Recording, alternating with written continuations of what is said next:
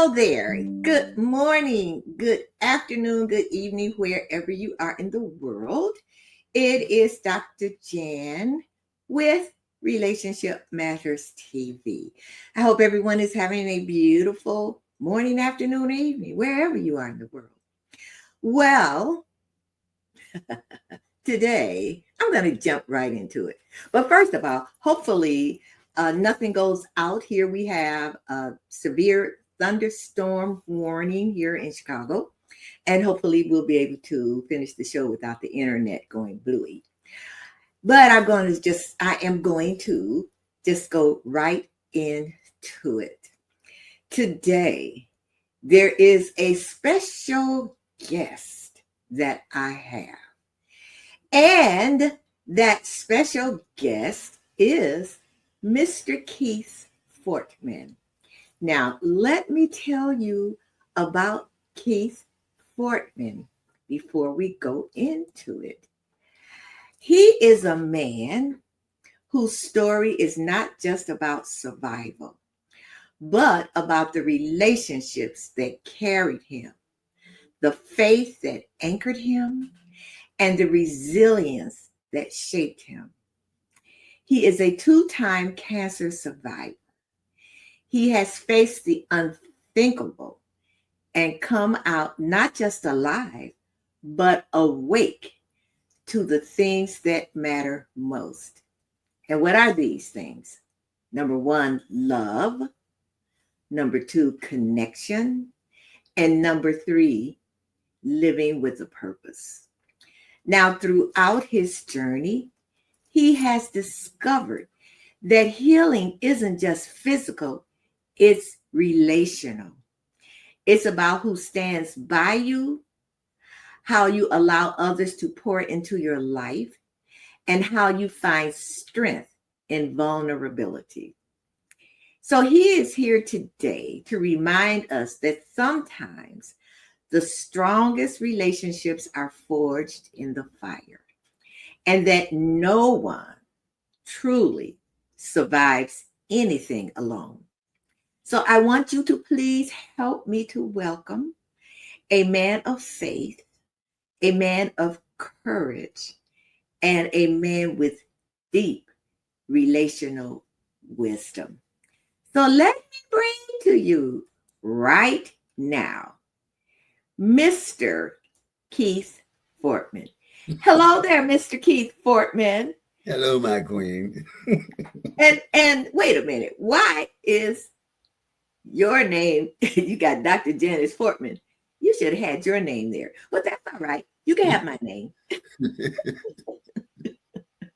So now, for people who are just on Audible and not on can see us visually, I guess you're wondering, wait a minute, her last name is Fortman, and his last name is Fortman. Are they brother and sister? No, they are husband and wife. And he was gracious enough to be my guest on Relationship Matters TV. And how are you? You know what? That's a beautiful background, Mr. Fortman. Where are you? I'm at home. You're at home? Okay, Mr. Keith Fortman is at home. And Mr. Keith Fortman is in his, let me do like this, man cave. So let's jump right into it. So may I call you Keith? Yes, you can. We won't say other things that I call you. So for today, we'll call you Keith. Now, Keith, we've known each other now for how long? At least 25 years. My goodness, it just seems like it's only been a couple of days. Definitely. I'm saying all the right things. Yeah. Okay. All right. Now, just a little background. When I first met you, so what we want to do is really talk about something that I think is very important. We both think is very important. And something we both felt that we should share with the audience. Mhm. That is your cancer journey. So I want you to, first of all, just a little bio that I have here somewhere about you. And so you were born and raised in Aurora, Illinois, which is a suburb, or really not a suburb, but another city in Illinois. You're currently married to Dr. Janice Fortman. You have 3 adult daughters, and you're retired from the state of Illinois Department of Corrections. So were you a guard? What were you? An accountant. You were an accountant. Okay. And also so that was after 30 years, and then you retired from the city of Aurora after 22 years. Yeah. Oh my goodness. Okay. And as we'll talk about, you are a 2-time cancer survival. And his pastime favorite is anything and everything that has to do with football. Do you want to say who your team is? You can say Washington Commanders. Washington Commanders. That is not my team. My team is the Chicago Bears. So just thought I would put that in there. And he currently, well, we're going to save this for later. So now, let's talk about when you first noticed something, a symptom, as far as the beginning of your cancer journey. Well, in the beginning, it started out something as a real innocent because it was a day that I had a taste for some pork rinds. Okay. And I ate some pork rinds, and something strange happened. I coughed up a little blood. Well, I really didn't pay much attention to it since pork rinds were sharp. I thought it might have just scratched my throat. But what I found out later, it had actually scratched the tumor that was in the back of my tongue. But so we go back to the beginning of it all. After that I did go to the doctor to have it checked out. And he told me it was cancerous. But that changed my life. That had to be one of the most traumatic feelings in all the world, hearing the word cancer. So I was trying to wrestle with that. In the meantime, I was directed to go see a specialist who was supposed to guide me through this whole cancer process. His name was Dr. Petrozelli. That name will live in infamy my whole life. I'll never forget him. He was a doctor. He was the best in the area, but he did not have any bedside manners. And so you were there with me, along with my sister and my brother, and you heard the words that I heard. He came with his little chart and looked at me and said, "We are going to cut you from ear to ear, and you won't be able to swallow for the rest of your life." That is how my cancer journey began. And when he said that to you, what went through your mind? I could not catch up to the words. I was behind. I was in some type of mini shock, if you will. Okay. As a matter of fact, I told you as we were walking out that I couldn't even lift my feet up. They felt like lead. So, I mean, I was trying to process this then, but my mind went to the umpteenth and thought about death, actually, and visualizing my own mortality. It forced me to that position. And it was a scary place to be. So, yeah, if you ever get that word cancer, your mind goes off in about 10 different directions. Okay. So, all right. So he told you those words that I also remember that, but then he gave you a choice. What did he say? He said we could go through chemo and radiation. Okay. As an alternative. Okay. which I took. I was getting ready to say, and so that's what you took. Yeah. All right. So now we're going through this journey. After you decided, well, we all decided that you would go through chemo and radiation. But one thing he did say also was that there was no guarantee. Right. That there was no guarantee. All right. Now, after he told you that, then what did you have to do? Did he schedule your we had to schedule what was surgery. first? I'm sorry. We had to go through surgery to because the tumor was in the back of my tongue. They did not know if I was going to be able to eat. So I was going to have to go through chemo, and they had to put a port in my right shoulder. And they didn't know, a port for the chemotherapy and a feeding tube in my stomach in case I couldn't eat. Okay, but before you had chemo, when did radiation? Radiation came after chemo. Chemo was the first. Okay, so how long did you have to go through chemo? Chemo was in September of 2009, and it lasted to October. So I don't know how many weeks that was. And you had to go once a week, or? Yeah. Well, chemo, chemo was several days a week. Okay. So yes, several days a week. I don't even remember how many times it was. Tell you the truth. So while you were going through chemo, what was going through your mind when you were going through chemo? Well, chemo wasn't as shocking to me as the radiation part of it, because the port itself spared me of getting like punctured with a needle on a daily basis. It was one puncture, so they could just put it into the port, and you sat there for 3 hours approximately while this chemo was being run through your body. Okay. So that was really, I was considered the easier part of the journey. Okay. But it's still scary nonetheless. Okay, so now after your chemo, then they said that you had to go through radiation. 33 sessions of radiation.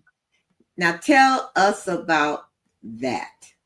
Now the radiation part was, and to this day, is the most frightening position I've ever been put in. They had to, in order to hit the right spot every time, your face had to be snapped to a table. And the only way I could describe it is watching a hockey mask, which they mold specifically for you. You can't have a stuffed nose. You can't have anything.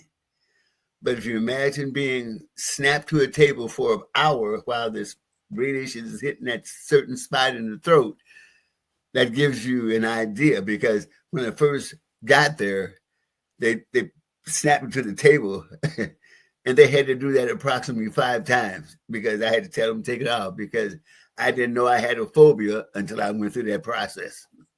Wow. So going through radiation, so that, and you say for 3 hours, how did you go through it without just like going crazy? Well, the funny thing, you should ask that, because as you know, I've always been kind of a bubbly person, and throwing in the towel would be the last thing on my mind. However, the radiation got in my head and got me to the point where I almost decided just to walk away and let fate have its way. But something happened during that period of time. About halfway through my 33 treatments, I was sitting in the waiting room waiting for my name to be called again for the next appointment. And I remember a tear trickling down my face. And my daughter, Felicia, she looked at me. She came over there. She said, "Dad, I got something for you." And she put some earphones on my head. And a song was playing. And the name of that song was "Never Would Have Made It." That was an earth-shattering change in my attitude, because after that point on, I felt it was like a walk in the park doing the rest of the treatments. And that's why I believe when they say that if God can't come, he will send somebody. Okay. So that's how I made it through that. But up to that point, I was to the very edge of giving up. Okay. All right. So you had that, and then so after the radiation, then you would get tests to check. You had, okay, so after the radiation, you had a feeding tube. And so now when you had the feeding tube, well, after the feeding tube, then you could eat, correct?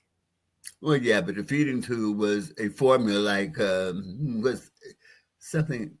It had all the nutrients I needed, and it came in a can. So, Okay. but they put that through the feeding tube because Okay. they weren't sure I was going to be able to eat solid food. Okay. All right. As a matter of fact, I did lose my taste for about a couple of months, I believe. Okay. Yeah. Yeah. I do remember that. That you couldn't taste anything because we went to a Thanksgiving dinner. Yeah. And you just like, no. Right. Lost my taste buds. Right. Right. And so, okay. Now after that, so so now we know that you've gone through 2 cancer journeys. So after you recovered from your first cancer, which is the cancer of the back of your tongue. Now, but okay, so cancers usually come from somewhere. But you were a smoker. Yeah, years ago, yes. You were a smoker. Did they attribute your cancer to the fact that you smoked? Well, it wasn't absolute, but it was a culprit. Yeah, it was a culprit. It had to be considered. Okay, so now you have recovered from your first bout of cancer. You brought us through that journey, and so everything was going fine, right? Well, I kind of oversimplified it. The part I didn't tell you is the head job of feeling sorry for yourself. Why me? And I remember when I first got the word of the first cancer, I thought I was on an island all by myself. And I said, oh, it's only me going through this. And then when I went for my first appointment, I couldn't get in the place. It was standing room only from a lot of other people that had cancer themselves. But yes, that you're never the same. You don't just sit back with your feet popped up and saying, "Hey, I made it." So you it's almost like looking over your shoulder. Okay. You're never comfortable again. All right. Now, so that's your first cancer journey. How long was it before your second cancer journey? But the first cancer journey was 2009. Mm-hmm. The second was 2018, 9 years later. Now, how did they discover that, and what cancer was that? It was prostate cancer, and it came about from the checkups I did with my doctor, and came about through blood tests. Okay. And my PSA numbers, what they judged by prostate, had gone up considerably to 9 point something, 9.6, I believe. Okay, all right. But after 0.4, they consider that cancers. And what did they decide that you should do? Well, I had radiation for that. Okay. I didn't have the chemo for that one. Just radiation, and they targeted the prostate area. Okay. Oh, no, actually, let me back up. First, I had the cancer removed robotically. Okay. So I had the prostate completely removed. Okay. And then the radiation followed the surgery. Okay. All righty. And how What went through your mind when they discovered that second cancer? Well, your mind says, what is it? I mean, am I a magnet for this? I don't know. It's a tricky thing. Everybody goes through it differently. I can only speak to my little journey, but like I said, you roll with the punches, and the biggest part is acceptance of the circumstances, because it messes with you. That's all I can tell you. It just, it's there, and all the blood tests, everything changes after that. You just go through a regimen, and you're not in charge of anything. You're just going along for the ride. Okay. So now how long did that take us for that particular cancer journey, from the time that they diagnosed that you had prostate cancer until they said to you, you are in remission? Well, let's go back to the first cancer. 10 years has to pass by before you're clear. They consider you being clear. Okay. So it's a 10-year period. So I'm not at 10 years with the prostate right now, since that was in 2018. 2028 would be my 10 year for the prostate. But for the first cancer in my throat, that was cleared. And they gave me a clean bill of health for that, which I thank God for. Okay. All right. That's really, really wonderful. So how are you today mentally? I'm feeling great, but still, it's, I'll use the analogy of Chicken Little with the skies falling. Sometimes you just don't get comfortable anymore. I mean, I know that I know myself that things can change in an instant. One phone call away from whatever. So you just can't just say, okay, everything is great. I appreciate where I'm at. No, make no mistake about it. God has blessed me. I don't know why, and I really appreciate him. But it doesn't, the human side of me is well aware, it's made me very well, that this life is very fragile. Okay. All right. So you say life is very fragile. So now, Mr. Fortman. Yeah.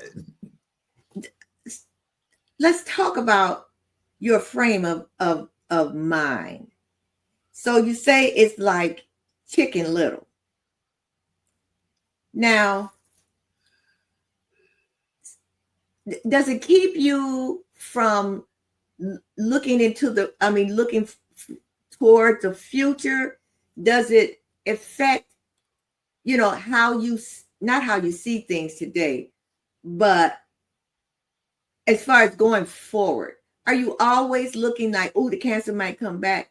Or do you have times when you don't even think about it and in your mind just look to the future? Well, yeah, I more or less look to the future. I mean, it is a rearview mirror kind of thing that I look at the cancer, but I can't deny that what I went through, and still I have no idea what the future holds. It could happen again, but as far as I am today, no, it has given me a better appreciation of health, and that's why I go to the health club 5 days a week and try to keep myself in the best shape I can. And I've learned along the way that if I do have any concerns, I want to check it out immediately. I don't let it just linger without knowing what's going on. And I think that's about the best recipe I can tell somebody is, if you think something is wrong, check it out and don't try to self-analyze. Go to the specialist, let them call the dogs off. Okay. So for men, especially, what do you suggest? Well, you just said physically, but let's say mentally or emotionally. What advice would you give them? Well, the men have always been hesitant to seek out medical attention. And for whatever reason, they're afraid of what they're going to find out. But regardless of whether you want to find out about it or not, it's not going to change the circumstances. So you need to go find out, see what you can do about it, and get healthy. Okay. Okay. All righty. And also, the show is entitled Relationship Matters TV. So let's talk about relationships, because one thing that you shared in your bio, it says that you discovered that healing isn't just physical, it's relational. So it's about who, and you said it's about who stands by you, how you allow others to pour into your life, Well, and how you find strength in vulnerability. So let's talk about that. When we say that it's relational, that it's not just physical. How important is it? How important was it for you to be able to share your journey to people, and how was it as important to you for people to not shy away from you, you know what I'm saying, but really kind of stand by you and support you? Is that something that's really important when someone is going through, especially the journey that you're going through, that you have gone through? It absolutely is important. In fact, it might be the most important, because first, I think there's three elements that you have to absolutely have when you go through something, either through cancer or anything traumatic. You have to have faith in God, because without that, you're just no place. You're in a place of no hope, and that goes along with faith. I'll put that with that too. And even Jesus said, all you need is a faith the size of a mustard seed. Right. But the other part of this is the family. And this is where my appreciation is the most. With you, Janice, my queen, standing by me. I don't know how people go through that alone. I know they do it, but I have no idea how, because I am not that smart and I'm not that brave to face this stuff all by myself. So I needed my network, my family, my friends to cheer me on, because there were times I was lost and I couldn't find my way. I had to have literally people hold my hand and guide me through this process. It's a scary, very scary process. And that's about the best way I can explain it. A lot of times men don't want to share, as far as, they have cancer. As a matter of fact, in our culture, and I don't know about other cultures, but at one time it was whispered, oh, he has cancer. Don't say anything. He has cancer. But I'm very happy that you are being open with what you're saying. And I do remember, like you say, people standing by you. I do remember when you were diagnosed, and when you talk about someone standing by you, because I'm going to talk about me now. We were not married. We were boyfriend and girlfriend. And I remember telling a colleague about you and cancer. And I was told by more than one person, girl, run, Janice, run. You don't have to you all are not married. Let him find someone. And I remember I lived in Chicago, and you lived in Aurora, which is about an hour away. And we have to talk about that one time. I'm going to have you on, and we're going to talk about how we met and how I decided that you would be the one.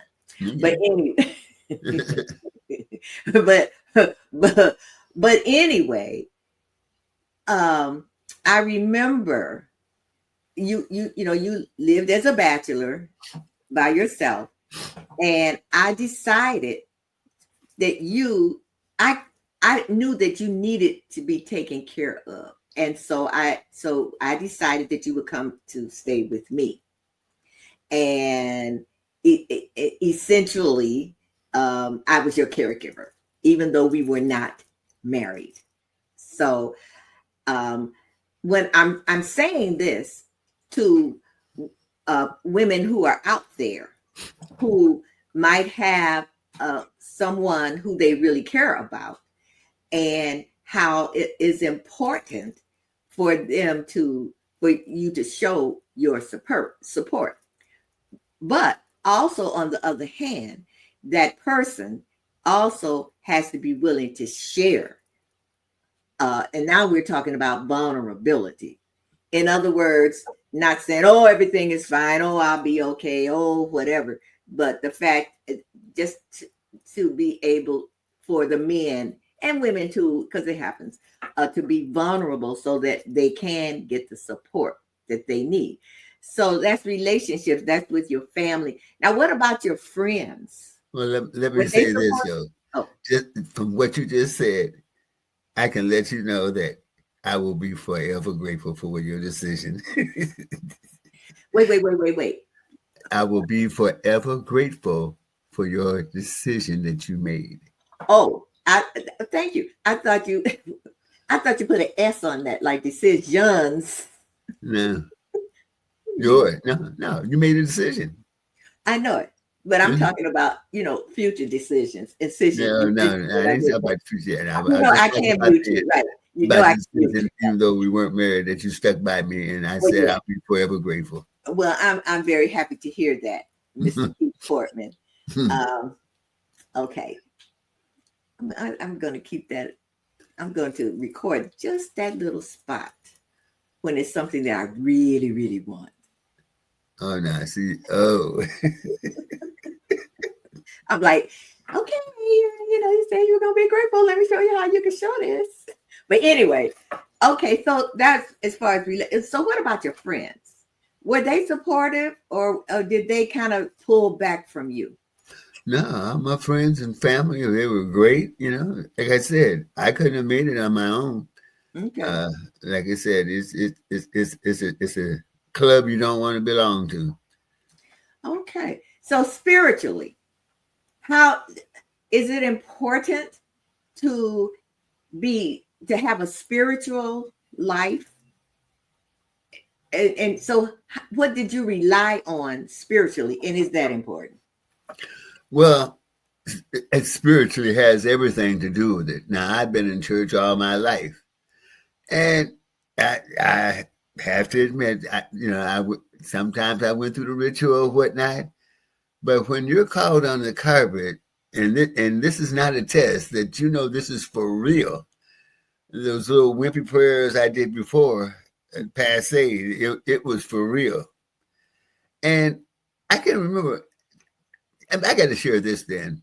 I remember going through the first cancer when I had to go to surgery to have the chemo, the chemo port and the feeding tube put in me. And I got my hugs and kisses from y'all, and but you guys can only go so far. So I remember being on a gurney right outside the surgery. I had, I just had never been that afraid. My life had been flashing before me. Hey, and the driving force behind everything was because I didn't know how the story was going to end. So I'm sitting on the gurney crying. I'm just feeling like whatever it is, letting these emotions come out. But a strange thing happened. In the midst of all this, a calm came over me. And it was as if saying, hey, if I can't get around this, let me go through it. And my circumstances had not changed. I was still sitting right outside the surgery room. So I'm still puzzled to this day. God had mercy on my fears and wiped them completely away. So, I went on to say that is that if you don't have faith, you're in a lot of trouble because the devil will come visit you. He come visit those who are on the Lord's side. You know, but if he comes to you, you don't have the Lord to lean on, and you're out there by yourself, you're in deep trouble. Wow. Wow. Wow. And speaking of that, uh, give us what happened. Okay, I'll start it off. I'll say this. and it just shows when you talk about relationships, this is something that happened that came from your daughter to the radiation to something else. So anyway, we were on a cruise, Keith and I, the Soul Train cruise. And I'm standing in line, in the buffet line, in the breakfast buffet line. And I'm standing next to this man and kind of, a little pudgy man. And he had on a t-shirt, some shorts, and flip-flops. And we're just in that line complaining because they hadn't brought any more shrimp out. And Keith was in the other buffet line, and he's just grinning. And I'm like, why is he standing over there grinning? And when we got out of line and we went and we stepped down, he said, do you know who you were over there talking to? And I'm like, no. I said, some little man, he was, complaining about food. And you said, that was who? Marvin Sapp. And Marvin Sapp's song is called what? Never Would Have Made It. All right, now you do the rest of the story. Well, I had a chance to, we were on a picnic on an island out the cruise that we had, and Pastor Marvin Sapp was in the line, and I was right next to him. And I got up to him. I said, well, Pastor, I said, I don't want anything from you. I just want to let you know that you helped me through my cancer journey. And after it wasn't a long, drawn out conversation. But I got satisfied because I actually met a hero of mine. So anyway, later on that night on the cruise. You met the man that helped you go through your cancer journey. Yes. But that wasn't the end of the story. Later that night, my Pastor Sapp was being interviewed, such as the Oprah Winfrey Show. And so we were there, you and I were sitting there listening to him, and I was asking him questions. And he said, you know what? A young man came up to me today. He told me a story, and he helped me make a decision. He said, I was thinking about quitting the music side of my ministry and just go preaching full time. But this young man helped me make a decision to keep on singing. And my eyes watered up because our paths have crossed. And because your paths crossed, you, through your journey and through your relationship with that song, actually, to me, it's like you manifested meeting him, and the fact that you ended up affecting millions of lives because of that meeting, and because of that relationship, even though it was brief, because of that relationship. Yeah, well, I had my eyes watered up. I couldn't believe what I was hearing. Right, because we both were sitting there and our mouths just dropped open. Like, what? Yeah. OMG. Oh my gosh.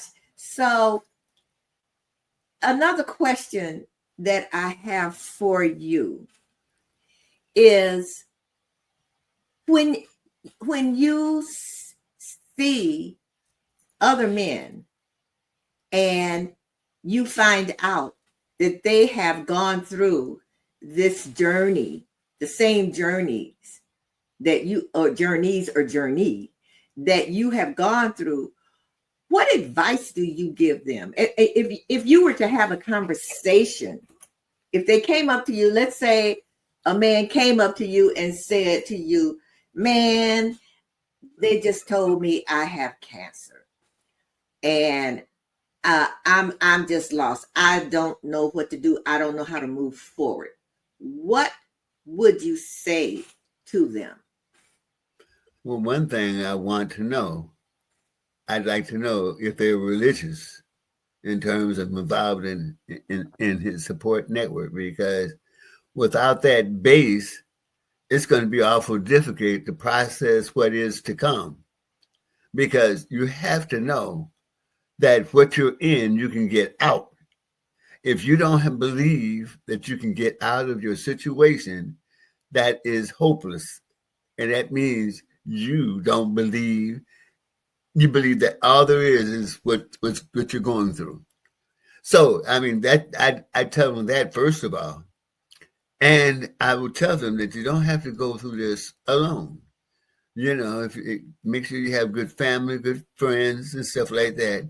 Share it with them, because, like we were talking about, the different, the men between difference between men and women, is women will share stuff with other women. It's our society. It's not conducive for men to share stuff with other men. That would be a sign of weakness. And too many men are caught up in that, and they lose the benefit of that support network. But I would tell them, go do everything that you're supposed to do, first of all. And if you've caught it early, that's when you're blessed now. But if a lot of people they go through stuff, they've had signs for years, maybe, and that's a sad fact. But that doesn't help you, because by that time they're giving you some grim news. But I would try to give them some support, let them know that I can't tell them everything's going to be all right, because I don't have the power. But I can tell you things will be all right if you go through the process and do the right things. There's a good chance that you can make it to the other side. Okay, all righty. And so I know that in your church, weren't you a part of a ministry? I think it was Sick and Shut In, or the cancer ministry or something like that. Yeah, we had the Sick and Shut In, but we actually had a cancer ministry. So you were a part of that cancer ministry. So how did that help you? I know you helped others, but how did that help you? It helped me in that it lets me know that, hey, because you need as much support as you can get, that it was since I really dealt with men at the time, it was like a brotherhood. And I've gotten some friends from that experience, because it's like a fraternity of sorts.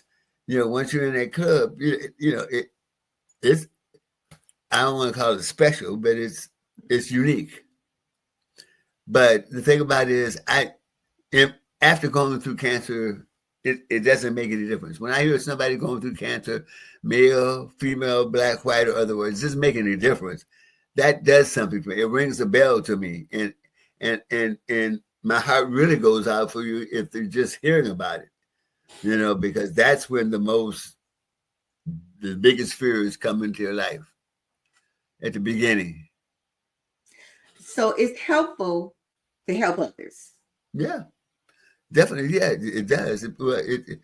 It's good, because, like I said, no man is an island. We all need somebody. Okay. All righty. So, I wanted you to come on because I know, since I really went on the journey with you, mm-hmm. I know that, how the journey went, but I just wanted you to share with others about what happens, or what, how you can go through this journey, and what it took for you mm-hmm. to go through this journey and come out on the other side. Yeah, and then plus too, the other side of the coin too is I've had quite a few of my best friends pass away through medical issues. And if you have a best friend that passes away, that is devastating. You can't replace them. They're gone. There's a big hole in your life. And so I've had several of them, as a matter of fact. And yeah, if I can get somebody to get away from that and get to see the doctor and save their life, that's beneficial. Yeah, I was going to say that I know that there were a couple that really passed away because either they didn't go to the doctor or the doctor told them what they should do, they did not follow the doctor's direction. Mm-hmm. And so it's important to be your own advocate, but it's also important to listen to the physician or the surgeon that tells you, what they feel is best for you. Yes, but I still think the whole thing about it is whether it's a cold or cancer, catch that situation early, and then you have a good prognosis. Okay, now let's go to what's happening right now. We only got a few minutes left. So what do you do to maintain your health now? Well, as I said, the motivator is for me to go to the health club at least 5 days a week. Hopefully I can keep my body in decent shape. So whatever comes next, if something befalls me, at least I'll be healthy enough, hopefully, to survive whatever.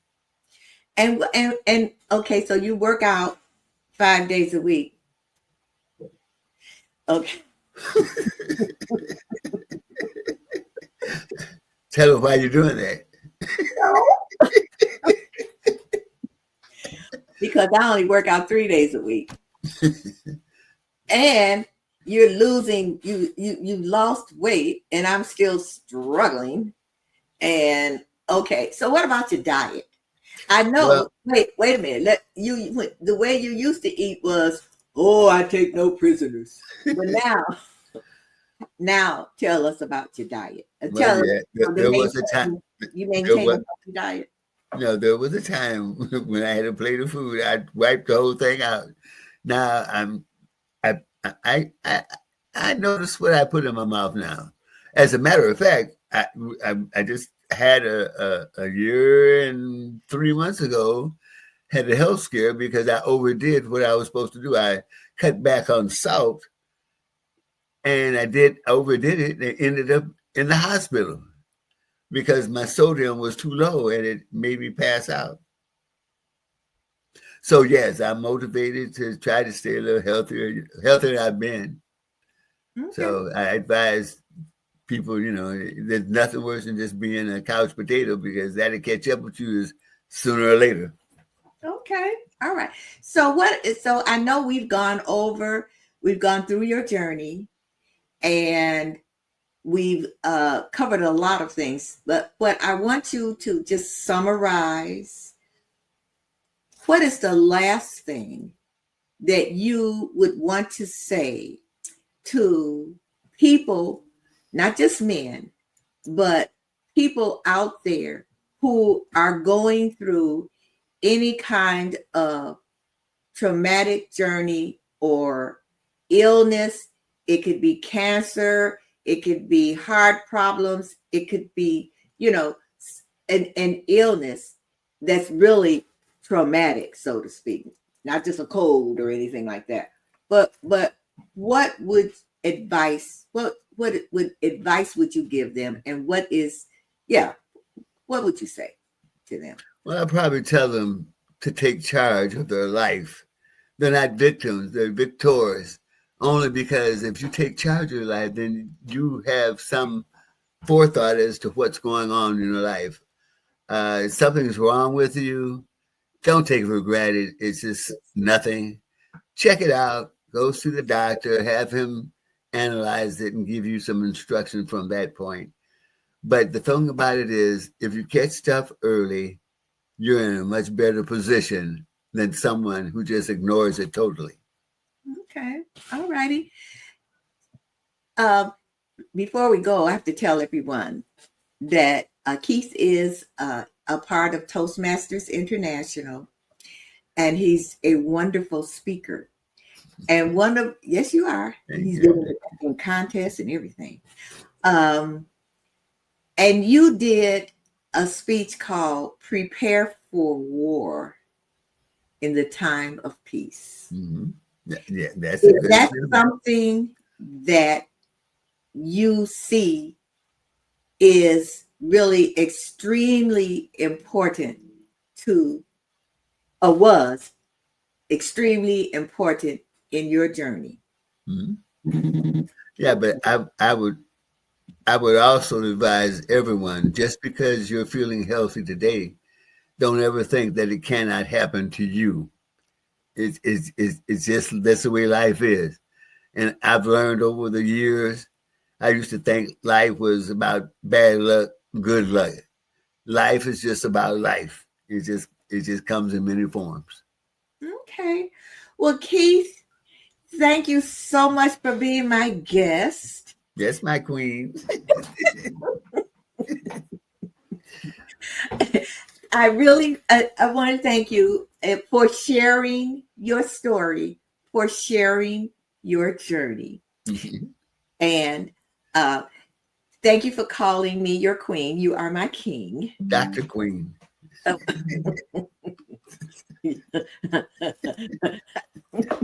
Okay, doctor.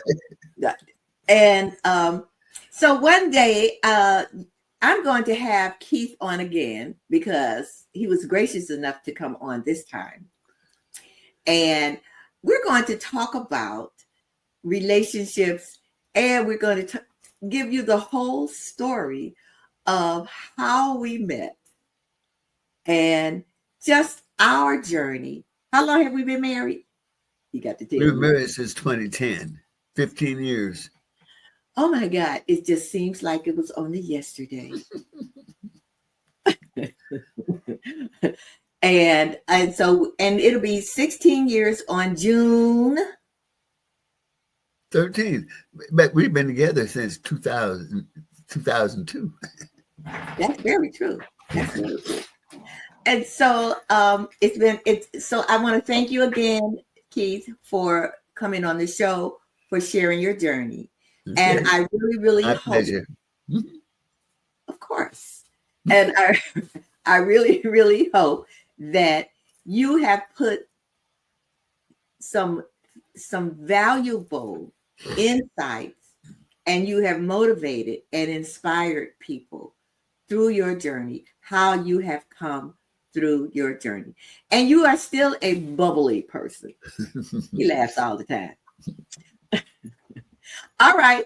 So you have a beautiful, blessed rest of your evening. Okay, you too, dear. And and I'll see you a little later. Okay. Well, when you come out of your man cave. Okay. All righty. Bye-bye. Bye. Well, that was enjoyable for me, at least. I hope that you all really got something out of it, and it's just really important, as he said. If you, when you think something is wrong, go to the doctor. Go check it out. Don't think, oh, okay, I don't know. But when he first had that little blood thing, he thought, he let it go. But then as time went on, he thought, you know what? Let me go to the doctor and see about this. And that's when they discovered the cancer. So I hope that I brought you some value, that we've brought you some value today. And I have one comment. Thank you, Maxine Walker. She said it was a very good show. Thank you very much, Walker. Maxine. Okay. Thank you. All righty. So I will see you again next week, next Thursday on Relationship Matters TV. I hope everyone is having and will have a beautiful, blessed morning, afternoon, or evening, wherever you are in the world. And what I want to do really right now is to thank all of you thank all of my viewers and my listeners because I checked my analytics and I just got them for March, and there are over 62,000 of you viewing. I love you. Thank you so much, and keep watching Relationship Matters TV. If you would like to be on the show because you have a story that you want to share, or if you know someone who would make a great guest, all you have to do is send it to me you can email me here at janfornow125@gmail.com. That's JAN the number 4 NOW125 at gmail.com. But if you would like to be a guest, then please email me at Dr. Jan at drjanisfortman.com. So I will see you again next Thursday, 7 p.m. Central Time, 5 p.m. Eastern Time. No, 8 p.m. Eastern Time, and 5 p.m. PST for all of you who are in California on the West Coast. All righty. So take care. See you again next week on Relationship Matters TV. Bye-bye.